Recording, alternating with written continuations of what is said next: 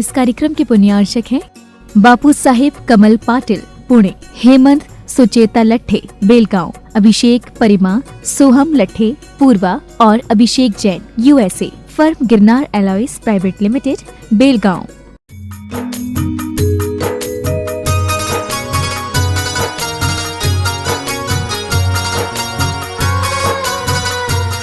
देवादिदेव 1008 श्री भगवान महावीर स्वामी की जय। अहिंसा परमो धर्म की जय जय जय। परम पूज आचार्य गुरुवर श्री विद्यासागर जी महाराज की जय जय जय। परम पूज प्रमाणिक संत महामनामुराज प्रमासागर जी महाराज की, परम पूज विराट सागर जी महाराज की। कहते हैं राजा जनक की सभा में अष्टावक्र ऋषि आए।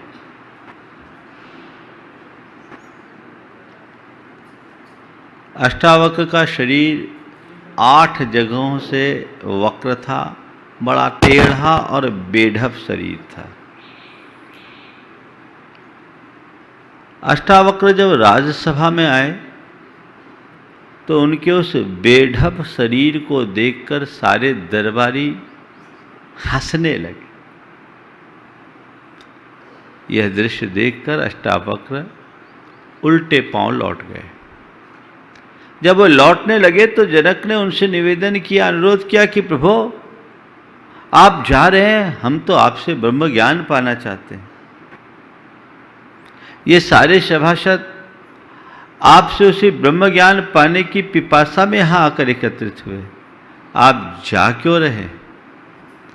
तो अष्टावक्र ने कहा कि मैं आया तो यही सोचकर था कि ज्ञानियों को ब्रह्म का उपदेश दूं, पर यह तो चमारों की सभा है, यहां मैं क्या बोलूं? ये तो चमारों की सभा है, यहां मैं क्या कहूं? ये शब्द सुने तो सबके सब भौचक रह गए। राजा की ये इतनी बड़ी राज्यसभा जिसमें मंत्री से लेकर बड़े बड़े दरबारीगण, उनके लिए अष्टावक्र जी ये शब्द बोल रहे हैं। राजा जनक से रहा नहीं गया, प्रभु आप ये क्या बोल रहे हैं? उन्होंने कहा देखो मैंने जो कहा है बिल्कुल सही कहा है। ये कहने को जन्म से कुछ होंगे, लेकिन इन सब की दृष्टि मेरे इस शरीर के चर्म पर है, तो जिसकी चर्म पर दृष्टि है उसे मैं चर्मकार कह दूं तो क्या गलत? ये तो वही है जिसकी दृष्टि देह पर है, वो चर्म दृष्टि है। आज के संदर्भ में जबकि सम्यक दर्शन के निर्विचिकित्सा अंग पर मुझे विवेचना करनी है, 4 बातें आप सबसे कहूँगा। चर्म, मर्म, कर्म, धर्म। क्या बोला? चर्म, मर्म, कर्म, धर्म। जब हम अपने शरीर को देखते हैं तो ये हमारा शरीर चर्ममय ही तो है। इस शरीर के संदर्भ में कहा जाता है दिपे चाम चादर मढ़ी, हाड़ पिंजरा देह, भीतर यासम जगत में और नहीं घिन गए। ये हमारा सुंदर सलूना, यह चित्र जो हमें दिख रहा है, जो ऊपर से आकर्षक दिख रहा है, बड़ा दैदीप्यमान, कांतिमान, द्युतिमान प्रतीत हो रहा है, इसके भीतर जाकर के देखो तो इससे घिनौना संसार में और कुछ भी नहीं है। सच्चाई ये है कि संसार की जितनी भी अपवित्रता है वो इसी शरीर से उत्पन्न होती है, और दुनिया की पवित्रतम वस्तु भी शरीर का संसर्ग पाकर के अपवित्र हो जाती है ना? केसर चंदन पुष्प सुगंधित वस्तु देख सारी, देह परस्ते होय अपावन निस दिन मल जारी।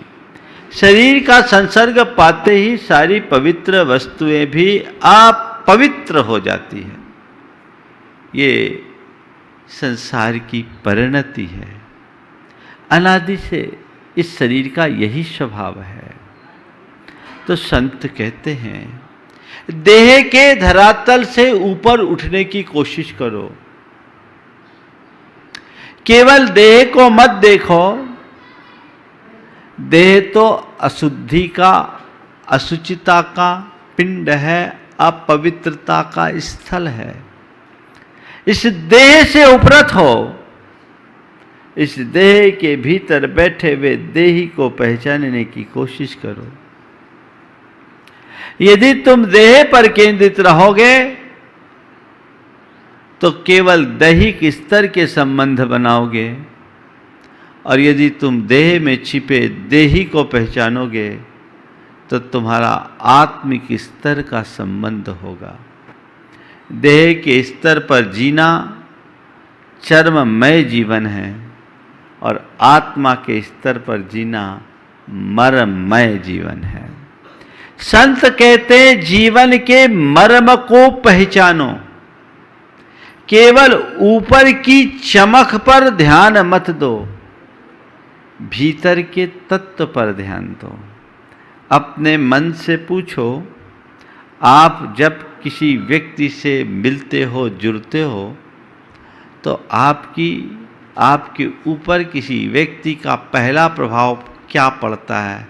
उसके रूप का या उसके गुणों का? ईमानदारी से बोलना। हाँ, रूप का ना, रूप का। और रूप में ही सब फिसल जाते हैं, रूप में ही फिसल जाते हैं। काश लोग रूप को छोड़कर स्वरूप को पहचानने की कोशिश करते हैं। रूप दिखता है, रूप लुभाता है, रूप का आकर्षण है और रूप के पीछे लोग मरते हैं। लेकिन ये रूप कब विद्रूप हो जाए, इसका कोई पता है? कोई पता नहीं। जो चर्म दृष्टा है वो रूप में मुग्ध होते हैं, और जो मर्म दृष्टा है वो स्वरूप की उपासना करते हैं। अपने मन से पूछना, तुम हमेशा रूप को देखते हो, लेकिन रूप को विद्रूप होते देर नहीं लगती। हमने सुना है टॉलस्टॉय एक बड़े दार्शनिक विचारक हुए, उनका रूप अच्छा नहीं था। उनका रूप अच्छा नहीं था। कहते हैं कि एक युवती उनसे प्रभावित थी। वो बहुत सुंदर थी। उसने एक प्रस्ताव रखा और कहा कि आप मुझसे विवाह कर लो, हम दोनों के संयोग से जो संतान उत्पन्न होगी उसमें मेरा रूप और आपका ज्ञान दोनों मिल जाएगा। मेरा रूप और आपका ज्ञान दोनों मिल जाएगा तो वो संतान लोक में विचक्षण होगी। टॉलस्टॉय ने अत्यंत विनम्रतापूर्वक उसके अनुरोध को अस्वीकार करते हुए, ठुकराते हुए कहा कि नहीं, मैं इसके लिए तैयार नहीं हूँ। उसने पूछा क्यों? उसने कहा कहीं उल्टा हो गया तो, मेरा रूप और तुम्हारा ज्ञान आ गया तो दोनों तरफ से चले जाएंगे। जो स्वरूप दृष्टा होते हैं वो रूप में मुग्ध नहीं होते। रूप कब बदल जाए, कब बिगड़ जाए, इसका कोई भरोसा नहीं। तो निर्विचिकित्सांग कहता है, रूप को नहीं स्वरूप को देखो, चर्म को नहीं मर्म को देखो। ये शरीर को तुम कितना भी पवित्र करने की कोशिश करोगे, ये पवित्र हो ही नहीं सकता। कोई कोयले को कितना भी धोए, सफेदी आ सकती है क्या? नहीं ना। तो जो सफेद होने लायक ही नहीं है, उसे सफेद बनाने की कोशिश क्यों करें? तो इस शरीर से अपनी दृष्टि को मोड़ो। ये घृणास्पद स्थल है। संसार की सब प्रकार की अपवित्रता इसमें भरी है। तो महाराज, शरीर में सब अपवित्रता है, शरीर घिनावन है, तो फिर शरीर से नफरत करें? नहीं। शरीर से घृणा करें? नहीं। शरीर को छोड़ दें? नहीं। क्यों? गंदगी से आप दूर रहते हो, तो शरीर में गंदगी है, आपने कह दिया शरीर गंदा है तो शरीर को छोड़ दें। मैं ऐसा नहीं कह रहा हूं। देह दृष्टि से ऊपर उठो, शरीर से छोड़ो मत। इस शरीर की एक विशेषता है, लोक में जितनी भी गंदगी के ढेर हैं वहां तो केवल गंदगी है, लेकिन इस शरीर में ही एक विशेषता है कि इस घिनौने शरीर में ही आत्मा का वास है। उसकी तरफ तुम्हारी दृष्टि होनी चाहिए, उसकी तरफ दृष्टि हो। गुरुदेव कहते हैं, दीप का नहीं ज्योति का, सीप का नहीं मोती का सम्मान करना सीखिए। सीप छोटी हो या बड़ी, महत्व उसका नहीं, महत्व मोती का है। दीप मिट्टी का हो या सोना का, महत्व ज्योति का है। शरीर चाहे जैसा हो, दृष्टि शरीरी पर होनी चाहिए। ऐसा नहीं है कि सोने के दीप की ज्योति कुछ और हो और मिट्टी के दीप की ज्योति कुछ और हो। और दीप की महत्ता तभी है जब ज्योति है। ज्योति समान है, चाहे सोने की हो या मिट्टी की। मोती मोती है, चाहे बड़े सीप की है या छोटे सीप की। भीतर का तत्व सबके लिए समान है। उसे जिस दिन तुम पहचाने लोगे, तुम्हारे जीवन की दिशा और दशा सब परिवर्तित हो जाएगी। मर्म दृष्टा बनो, स्वभाव तो सुचौ काये, रत्नत्रये पवित्रते, निर्जुगुप्सा गुण प्रीतिर मता निर्विचिकित्सता। ये शरीर स्वाभाविक रूप से अपवित्र है। पहली बात क्या बताया?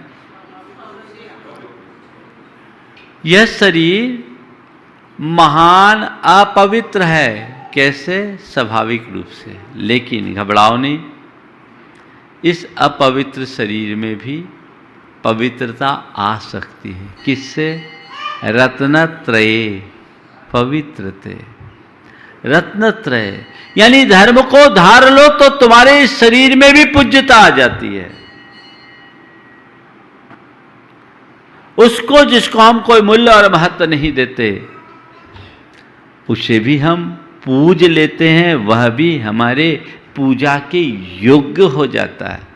किसके बदौलत? रत्नत्रय के बदौलत। रत्नत्रय क्या है? धर्म। धर्म धारो तो अपवित्र शरीर भी पवित्र हो जाता है। इसलिए निर्जुगुप्सा, किसी के शरीर को देखो तो ग्लानि मत करो, घृणा मत करो, उसकी उपेक्षा मत करो, उसका तिरस्कार मत करो। सोचो शरीर का तो ये स्वभाव है। गुण प्रीति, गुणों से अनुराग रखो, यही निर्विचिकित्सा अंग है। विचिकित्सा का अर्थ होता है ग्लानि, घृणा, नफरत, उपेक्षा या तिरस्कार का भाव, अवमानना का भाव। धर्म क्षेत्र में आगे बढ़ो तो तुम किसी के साथ इस तरह का बर्ताव मत करो। ये अपनाओगे तभी तुम आगे बढ़ पाओगे। देह अपावन, अथिर घिनावन, या में सार न कोई, या में सार न होए, सागर के जल सो शुचि कीजे तो भी शुद्ध न होए। इस शरीर का स्वभाव है। लेकिन यदि तुमने इस तन को धार करके तपस्या का रास्ता अपना लिया, धर्म का रास्ता अपना लिया, तो ये जगत पूज्य बन सकता है। जीवन की सच्चाई को समझिए। जो इसे समझते हैं वे अपनी दृष्टि को मोड़ लेते हैं, वे चर्म से मर्म की ओर बढ़ते हैं। आप लोग, अभी मैंने पूछा, आपकी पहली दृष्टि किस पर होती है? रूप पर, चर्म पर। अनादि से ऐसे संस्कार बने हुए हैं। एक अज्ञानी इनमें मुग्ध हो तो चलता है, पर ज्ञानी भी इसमें फिसल जाए तो क्या होगा? जो रूप में मुग्ध होता है वो अक्सर ठगा जाता है। हमारे यहाँ एक बड़ी पुरानी पंक्तियाँ चलती है, दोहराई जाती है, फिसलो मत यारो, ऊपर की सफाई पर बर्क चांदी का चढ़ा है। किस पर?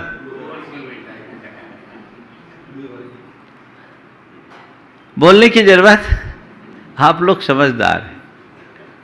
संत कहते हैं इस देह दृष्टि से ऊपर उठो। प्रायः जब हम निर्विचिकित्सा अंग की बात करते हैं तो हम इन्हें मुनियों से जोड़ लेते हैं कि मुनियों के इस संस्कार रहित शरीर को देखकर मन में उपेक्षा, तिरस्कार, घृणा या ग्लानि का भाव मत लाओ। मुझे लगता आज ये बात अप्रासंगिक सी हो गई, क्योंकि लोगों ने मुनियों के स्वरूप को अच्छे से पहचान लिया है और मुनियों के स्वरूप को जान लेने के बाद अब मुनियों की उपेक्षा नहीं, मुनियों के प्रति लोगों के हृदय में अगाध श्रद्धा हो गई है। वो तो उनकी पूजा करते हैं, पर इसे थोड़ा व्यापक रूप में देखो। अगर तुम्हारे घर परिवार में कोई बीमार है, जिसके शरीर में अनेक प्रकार की विकृतियां उत्पन्न हो रही है, तुम्हारे हृदय में उनकी सेवा का भाव कभी हुआ? बोलो। हम मुनियों के लिए कहा है कि अगर एक मुनि महाराज की समाधि हो रही है, संलेखना चल रही है, तो उनके मल मूत्र को भी हम लोग अपने हाथ से साफ करते हैं। करने का विधान है, हम लोगों ने किया है। यहां तक लिखा कि उन मुनि महाराज को, जिसे छपक की संज्ञा दी गई, अगर अचानक कफ आ जाए और कफ थूकना हो और वहां कोई साधन नहीं है, तो अपनी अंजलि फैला करके कफ ले लो, बाद में हाथ धो लो। क्यों? ये तो शरीर है, शरीर की ये परिणति तो होनी है। तुम्हारी दृष्टि में वो शरीर नहीं होना चाहिए, तुम्हारी दृष्टि में वो कफ और मल नहीं होना चाहिए, तुम्हारी दृष्टि में उनका वो रत्नत्रय होना चाहिए, उनकी वो आत्मा होनी चाहिए, उनका वो गुण होना चाहिए, और तुम्हारी दृष्टि में तुम्हारा कर्तव्य होना चाहिए जो सेवा भाव का है और समर्पित भाव से कर लेना चाहिए। आज कहीं ऐसा कुछ होता है तो आप लोग क्या करते? नाक भौं सिकोड़ते हो, फेल हो गए। नाक भौं सिकोड़ने की बात नहीं है, वहां अपने कर्तव्य के अनुपालन की बात है।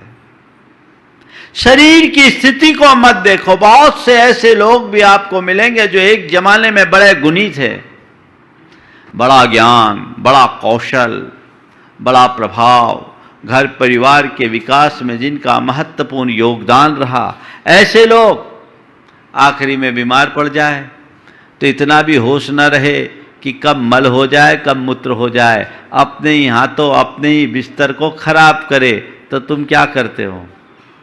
सेवा करने का भाव?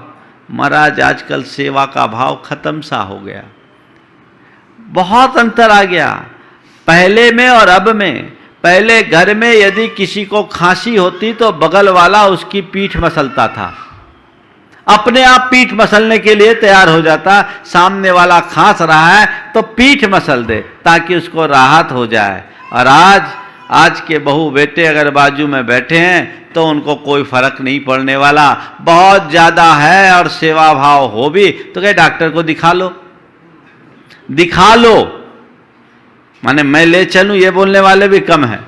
बहुत बिरले कि मम्मी या पापा परेशान मत हो, चलो आपको डॉक्टर के पास ले चलते हैं, अपने हाथ से दवाई दे देते हैं। नहीं, ये सेवा की भावना दिनों दिन संकुचित होते जा रही है क्योंकि हमारी संवेदनाएं छीन हो गई।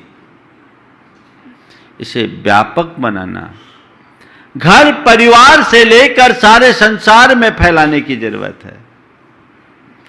तो चर्म को नहीं देखो, मर्म को देखो। ये चर्म तो कर्म की परिणति है, आज चमक रही है, कल कर्म बदल जाए तो बोलो। मैना सुंदरी ने चर्म को देखा था या मर्म को? हाँ, ठीक है, श्रीपाल है, आज कोढ़ी है, हो गया कोढ़ी, शादी के बाद भी हो सकता है। अब मेरे कर्म में यही मेरा पति है तो ये मेरे लिए कोढ़ी नहीं, मेरे लिए मेरा परमेश्वर है, क्योंकि भारत की संस्कृति में पति को परमेश्वर का दर्जा दिया गया है। उन्होंने स्वीकार किया, मर्म को जाना, कर्म को स्वीकार किया, धर्म की आराधना की, तो अपने जीवन का उत्कर्ष कर लिया। कर्म का उदय कब किसके साथ कैसा हो जाए कहा नहीं जा सकता। सनत कुमार चक्रवर्ती की कथा आती, बड़ा रूपवान था, इतना रूपवान कि देवता भी उसके उस रूप सौंदर्य से प्रभावित हो गए और इंद्र अपनी सभा में उनकी प्रशंसा कर बैठा। एक देवता के हृदय में बड़ा कुतूहल जागा कि आखिर कैसा आदमी है जिसकी इंद्र प्रशंसा कर रहा है, चलकर देखना चाहिए। स्वर्ग से नीचे आया। उस समय सनत कुमार चक्रवर्ती अपने व्यायामशाला में, आज की भाषा में कहें तो अपने जिम में वर्जिश कर रहा था। धूल धूसरित शरीर, लेकिन उसके भीतर से एक अलग आभा चमक रही थी। देवता के मुख से निकल पड़ा, वाह, जैसा सुना उससे भी सुंदर, क्या रूप है, जैसा सुना उससे भी सुंदर। ये शब्द सनत कुमार चक्रवर्ती के कानों में पड़े तो फूला न सुना समाया। अरे किसी के रूप की प्रशंसा कह दो, झूठी प्रशंसा करो तो आदमी फूल जाता है। उसने कहा, अरे आप तो बिना सूचना के आ गए, अभी तो मैं फ्रेश भी नहीं हूं, देखो पूरा शरीर धूल धूसरित है। आपको अगर वाकई में मुझे देखना है तो मैं जब दरबार में रहूं तब देखना।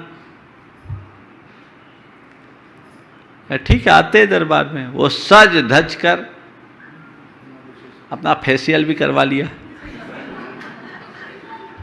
सज धज कर दरबार में आया। और दरबार में जब देवता आया और उसे देखा और एक शब्द भी नहीं कहा, उस घड़ी मनुष्य की दशा बड़ी विचित्र हो जाती है जब हम किसी से प्रशंसा की अपेक्षा रखते हों और एक शब्द भी न बोले, एक शब्द भी नहीं। चक्रवर्ती को तो काट सा मार गया, ये क्या हो गया, कुछ नहीं बोल रहा, वहां तो बिल्कुल मेरी प्रशंसा के पुल बांध रहा था, यहां एक शब्द नहीं बोल रहा। आपने आपको देखा कहीं मैं कोई खराब तो नहीं लग रहा हूं, कपड़े अपने ठीक पहने के नहीं, बटन बटन ठीक लगाए कि नहीं लगाए, कुछ नहीं, सब कुछ सामान है, लेकिन सामने वाले की कोई प्रतिक्रिया नहीं। चक्रवर्ती घबराया और पूछा, क्यों, पसंद नहीं आया? नहीं राजन, जो देखा वो बात नहीं है, जो देखा वो बात नहीं है। अरे क्या हो गया? तुम्हारे लिए गंभीर चिंता का विषय बन सकता है। बताओ तो चक्रवर्ती को किस बात की चिंता? बस मैं यही बता रहा हूं महाराज, बड़ा बड़ी दुखद सूचना है, आपके शरीर में कुष्ठ के कीटाणु पैदा हो गए हैं और थोड़ी ही देर में आपको कोढ़ होने वाला है। हवाइयां उड़ने लगी चेहरे से, ये क्या, ऐसा? हां, इसका प्रमाण अभी प्रस्तुत करता हूं। एक गिलास पानी मंगवाया और कहा इसमें थूकिए। उनने थूका तो कहते हैं कुछ कीड़े उसमें बिलबिलाते हुए दिखे। चक्रवर्ती का चित्त फिर गया, उसका हृदय वैराग्य से भर गया।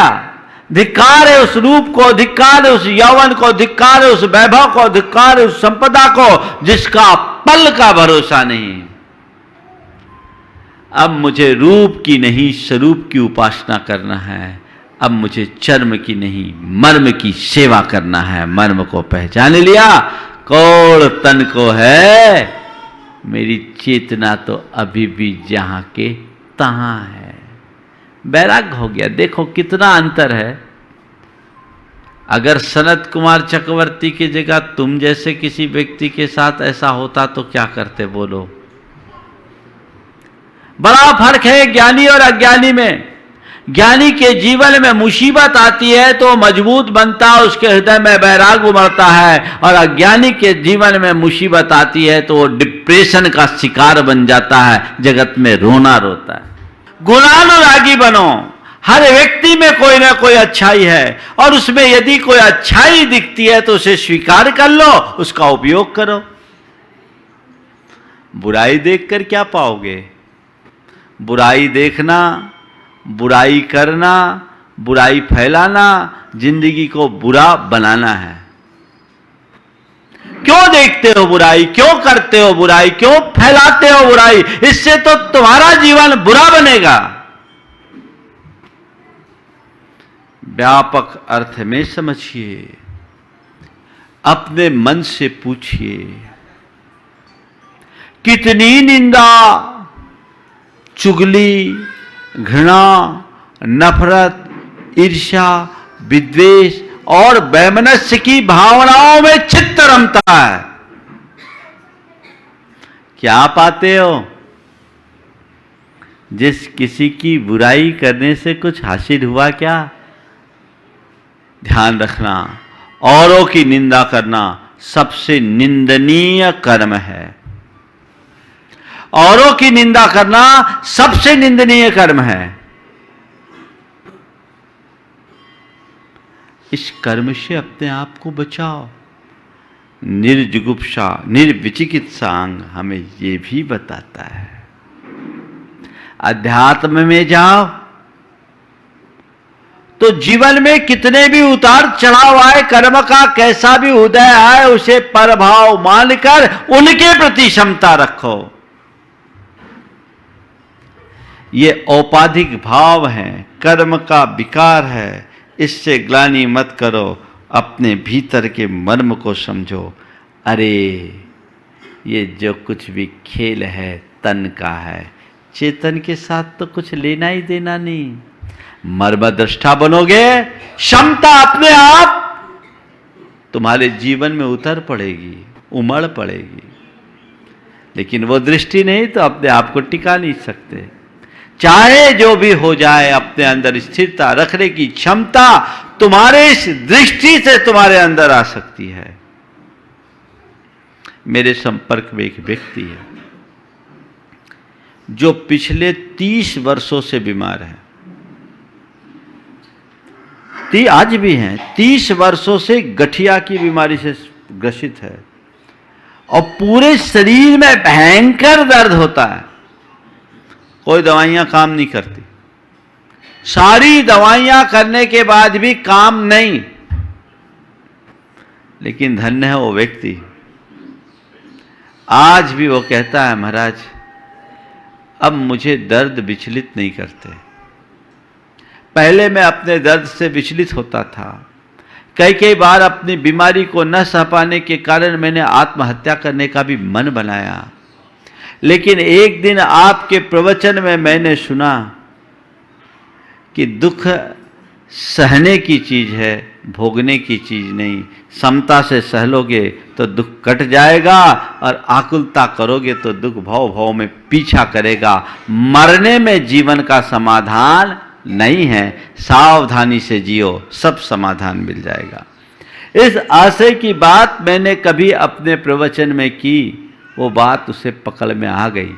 बोला, महाराज आपने मुझे आत्मदृष्टि दी और तब से मेरे मन में एक ही बात आई, कर्म का उदय है, कर्म अपना खेल खिला रहा है, मुझे कर्म का खेल खेलना है और अपने आप को संभाले रखना है।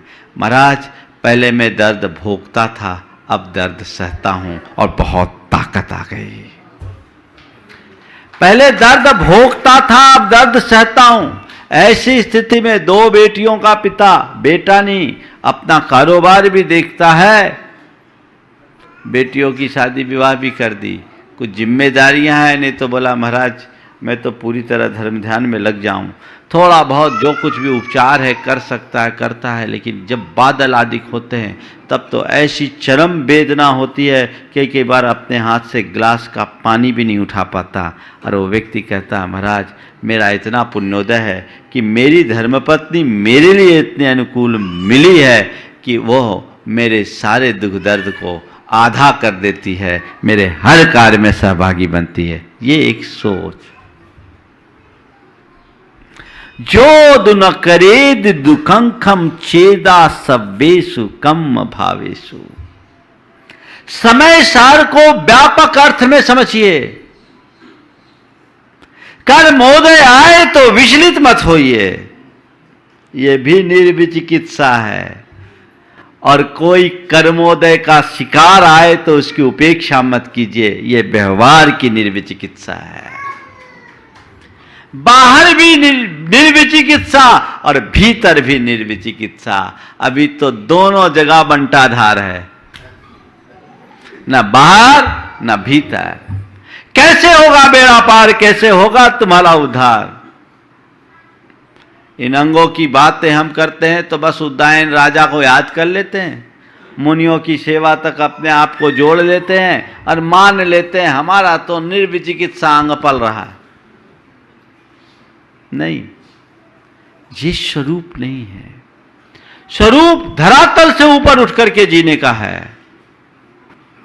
देह के तल से ऊपर उठ करके आत्मा के स्तर पर जीने के जो आदि और अभ्यासी होते हैं वे ही अपने जीवन को सही दिशा दे पाते हैं, या ये कहें वे ही अपने जीवन का सच्चा लाभ उठा पाते हैं। लाभ उठाने की कोशिश कीजिए तो चर्म को केवल जानिए, चर्म से ऊपर उठकर मर्म को पहचानिए। कर्म की इस अस्तित्व को स्वीकार करके कर्म की जो भी उदय में परिणति हो, कर्म की जो भी परिणति हो उसे स्वीकार कीजिए। स्वीकार ही करना पड़ता है, किसी के पास कोई उपाय नहीं है, कोई उपाय नहीं। और इसे ही अपना धर्म मानिए। हर स्थिति में अपने धर्म की मर्यादा का पालन कीजिए, धर्म में टिके रहिए, धर्म से विचलित ना हो ये भाव बनाए रखिए तो जीवन धन्य हो जाएगा। ये निर्विचिकित्सा अंग है। आप इसे अपने जीवन में उतार सकते हैं?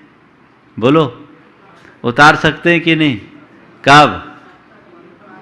कब? आज से ही। मन में एक भाव जगाओ कि नहीं, मैं हर क्रिया करते हुए भी अपनी आत्मा की समझ रखूंगा, पहली बात। दूसरी बात, कर्मोदय में मैं अपने आप को विचलित नहीं करूंगा, चाहे जैसा कर्म हो। मैं कर्म को भोगने की जगह कर्म को सहूंगा, क्योंकि कर्म को भोगने में आकुलता है, आकुलता में बंध है, और कर्म को सहने में समता है, समता से निर्जरा है। मुझे बांधना नहीं है, निर्जरा करना है, कर्म को काटना है। व्यवस्था तो हमारे हाथ में। और ये बताओ, भोगने में भी सहते तो हो ही। सहना तो दोनों में है, एक कह के सहते, एक चुप रह के सहते। कोई कह के सहता है, कोई चुप रह के सहता है। जो कह के सहता है वो हल्ला मचाता है, और जो चुप रह के सहता है वो कर्म की सत्ता मिटाता है। क्या करना है, हल्ला मचाना है या कर्म की सत्ता मिटाना है? चुपचाप काम करके निकल जाओ, सब साफ हो जाएगा। लेकिन लोग शोर मचाते हैं तो मिलता कुछ नहीं है, नुकसान ज्यादा होता है। तो कर्मोदय को मैं स्वीकार करूंगा और मैं इस श्रद्धान के साथ जीता हूं कि जो भी खेल है वो तन और तन के आश्रित अन्य संयोगों और संबंधों से जुड़ा है। जो कर्म का चक्र है, कर्म के संयोग से है। मेरे भीतर का मर्म, मेरी चेतना का तो एक प्रदेश भी इधर से उधर होने वाला नहीं है। ये श्रद्धान होना चाहिए। यही तुम्हारे अंदर एक नई शक्ति का संचार करेगा, जिसके बदौलत तुम बड़ी से बड़ी मुसीबत को भी सहने में समर्थ हो जाओगे, और तभी तुम अपने धर्म में टिक पाओगे। बल्कि यही धर्म है। हम पूजा करते, पाठ करते, स्वाध्याय करते, व्रत करते, उपवास करते, त्याग करते, तपस्या करते, दान करते, पुण्य करते, इसको धर्म मानते हैं। ये धर्म नहीं है। ये धर्म नहीं है। महाराज क्या बोल रहे हैं? दोहरा रहा हूं, ये धर्म नहीं है। ये तो धर्म का बाहरी रूप है। असली धर्म है अपने परिणामों की क्षमता, अपने परिणामों का संभाल, अपने भावों की शुद्धि, अपने भावों की निर्मलता। ये सब हम करते उसके लिए, पर हम क्रिया में रूढ़ हो जाते हैं, उसके प्रयोजन को प्रायः भूल जाते हैं। आचार्य कुंद से कहो, पूछो तो वो बोलते धर्म क्या है? तो बोलते बाकी धर्म मैं नहीं जानता।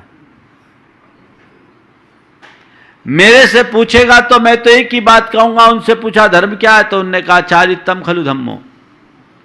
चारित धर्म है। वो चारित क्या? धम्मो जो सो समोत्त निडिठो। मन की क्षमता धर्म है। वो क्षमता क्या है? मोह खोह विहीनो परिणामो अपनो समो। मोह और क्षोभ से रहित आत्मा का शाम परिणाम ही, आत्मा का स्थिर परिणाम ही क्षमता है। तो मन में मोह न हो, मन में क्षोभ न हो, यही परम धर्म है, जो हमारा मूल अभिष्ट है, मूल ध्येय है। उसकी तरफ हमारी दृष्टि होनी चाहिए। हम नीचे की बातों से राजी हो जाते हैं, मर्म को अक्सर भूल जाते हैं। संत कहते मर्म को पकड़ो। मैं ये नहीं कहता हूं, तुम लोग तो क्या अच्छा उपदेश दे दिया महाराज, कल से मंदिर जाना बंद, पूजा पाठ बंद, व्रत उपवास बंद, त्याग तपस्या बंद, समता रखना धर्म। मैं तुमसे कहता हूं अगर तुम समता रखो तो इसकी जरूरत ही नहीं है। लाओ तो समता। मन में तो विषमता भरी है। उस विषमता को कम करने के लिए बाह्य आलम्बन लिए जाते हैं। ये धर्माचरण है, धर्म नहीं। लेकिन धर्माचरण धर्म के लिए हो तब तो सार्थक है। और धर्माचरण हम करते रहें, भीतर के धर्म को भूल जाए, जीवन के मर्म का बोध ना हो, तो वो कोई मतलब नहीं है। तो अपने जीवन को हम सही रास्ते पर लें और अपने जीवन को उसी अनुरूप आगे बढ़ाने की कोशिश करें। इस भाव से निर्विचिकित्सा अंग को आज मैंने एक नई दृष्टि से आप सबके बीच रखा है। इसे आप व्यापकता से समझिए। आज के पूरे प्रवचन का सार क्या है? 2 बातें हैं। 4 बातों में 2 बातें आपको जीवन भर याद रखना है। पहली बात, कर्म के उदय में आने वाली विसंगतियों में स्थिरता रखना, भीतरी निर्विचिकित्सा को पाना है। और कोई कर्म से पीड़ित होकर के कुमार्ग में लग गया है, गलत कार्य में लग गया है, नीचे गिर गया है, पतित हो गया है, तो उसकी उपेक्षा या तिरस्कार नहीं करना, उससे घृणा या नफरत नहीं करना, ये बाहरी निर्विचिकित्सा है। ये दोनों बातें आ गई तो जीवन में आगे बढ़ जाओगे। पूरी 4 कर देता हूँ, अधूरी नहीं। 2 भीतर आत्मा से प्रीति रखना, भीतर की निर्विचिकित्सा है। और औरों की गुणों से प्रीति रखना, बाहर की निर्विचिकित्सा है। अंदर में आत्मदृष्टि और बाहर में गुणग्राही दृष्टि रखो तो सबका जीवन धन्य हो जाएगा। हम अपने जीवन में ऐसी धन्यता को प्रकट कर सके, इस भाव के साथ मैं यहीं पर विराम दे रहा हूँ। बोलिए परम पूज्य आचार्य गुरुवर श्री विद्यासागर जी महाराज। इस कार्यक्रम के पुण्यार्चक थे बापू साहेब कमल पाटिल पुणे, हेमंत सुचेता लट्ठे बेलगांव, अभिषेक परिमा सोहम लट्ठे पूर्वा और Abhishek Jain USA, firm Girnar alloys private limited Belgaum.